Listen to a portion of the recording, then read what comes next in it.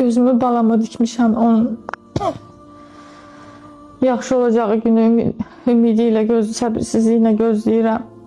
İnanıram ki, inşallah o da danışacaq, o da gezəcək. O da əvvəlki kimi qaçıb oynayacaq. Dostları ilə oynayacaq. Ana deyəcək.